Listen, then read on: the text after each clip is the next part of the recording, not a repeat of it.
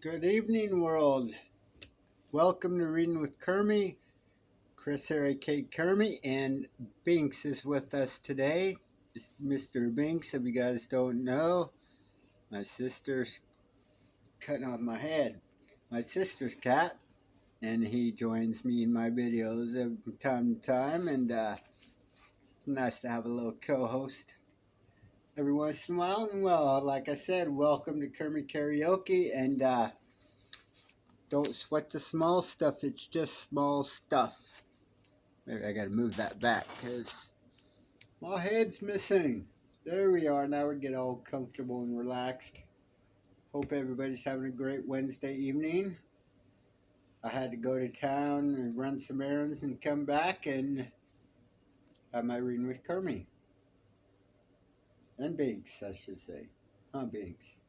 So this next chapter looks like a toughie.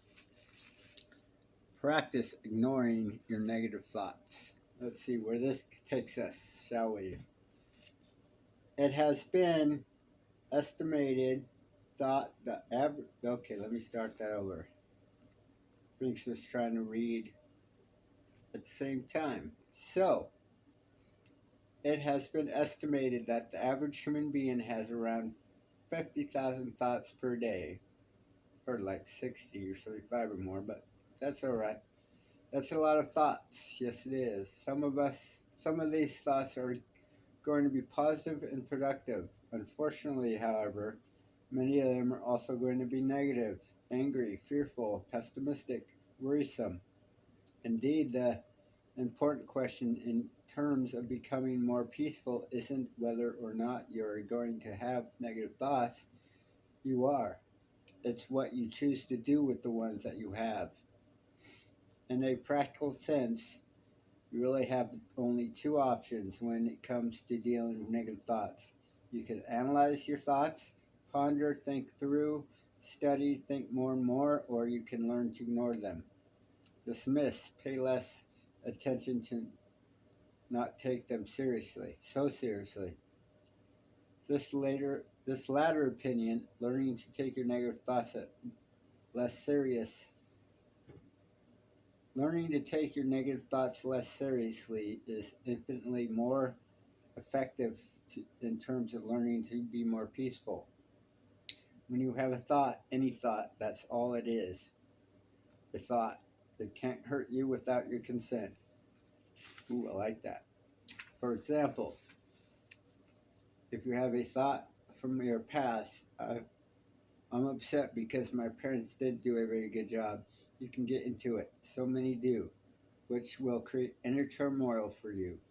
You can give the thought significance in your mind, and you'll convince yourself that you should indeed be unhappy. Or you can recognize that your mind is about to create a mental snowball, and you can choose to dismiss the thought.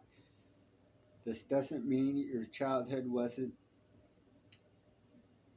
difficult. It may be, it may very well have been, but in this present moment, you have a choice of which thoughts to pay attention to.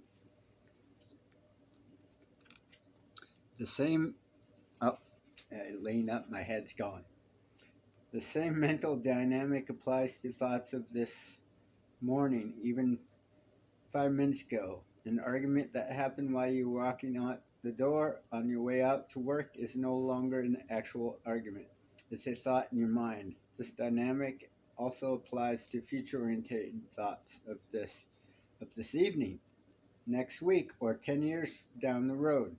You'll find in all cases that if you ignore or dismiss a negative thought that fills your mind, a more peaceful feeling is only a moment away, and it is a more peaceful state of mind.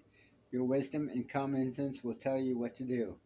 The strategy takes practice, but it's well worth the effort. Oh my lord, that is a good one. Knowing negative thoughts is a difficult task for sure. And like me, like shared in that chapter, I got the habit of analyzing and breaking it down and thinking about it or dwelling on a thought, a thought that could happen 10 years ago. Things like that always just pop up. And I'm glad I read that because, you know, it's a great reminder to think differently, put that thought to rest, and move forward with a better thought, a different thought. It's not always easy, like I said, of course, but we do the best we can with what we got, and oh, Binksy, Binksy. I can get that mental snowball real quick. I'm sure we all could, but the trick is to just know that it's about to begin in our heads and say, wait a minute, break time, to think differently, and it's not always about positivity and, unicorns and butterflies, but in those negative moments that we have, we can choose differently. We can choose to be a part of it, or we can choose to say differently, think differently, or and respond differently. And it does take practice. I practice that on a daily basis because there's times where, like I said, a thought can ruin my whole day as soon as that snowball occurs and trickle down from there. And I'm practicing with the same note. Think differently. That can also be the snowball that can change your day for the better and continue that. And that's when we got to stop ourselves and say, hey, I don't want to think that way. This is the way I want to go instead. And I wish everybody best with that because it is a practice. Me, I practice meditation and just doing things differently. And the thought patterns slowly change. And for me, it's about changing those habits. And that's what I've been trying to do these days. And to the best of my ability, we do with what we got the best we can, like I said. And yeah, those negative thoughts are going to come and go. It's our choice to what we do with them. Is the bottom line, and that's what I got out of that chapter.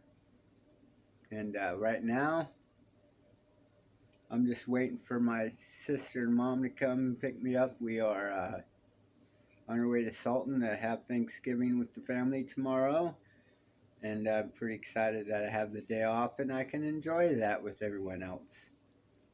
That's my positive outlook on it, and because a lot of years where I'm either working or in a rush to get back to work, blah blah blah. Got tired of that.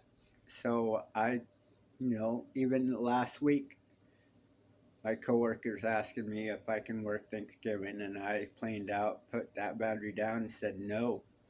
I'm going to family's house, and that was that. So yeah, all depends what we do with it. And I also want to say, and this is a message from Binks as well. I hope everybody has a great Thanksgiving tomorrow and a Thanksgiving weekend to come.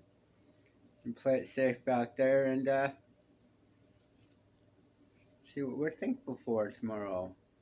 Or even right now. That could also change the thought patterns. I have a big list, and that's another practice I'm getting into with this book has taught me. Another book that I'm reading is write those lists of appreciation and what we're grateful for. And, perspectives change as I'm physically doing those things. So it's pretty awesome that I can share this wisdom with you guys and pay it forward because this is my way of service work in my life right now to give back. Because I am thankful and I want to share that with everyone else. So even in my bad days, I'm going to probably share it on these videos because this is my outlet. So, anyway, I hope you guys have a great Thanksgiving.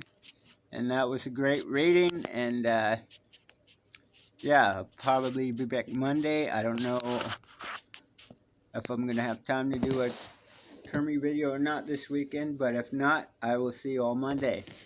Have a great, safe, blessed weekend. Love you all.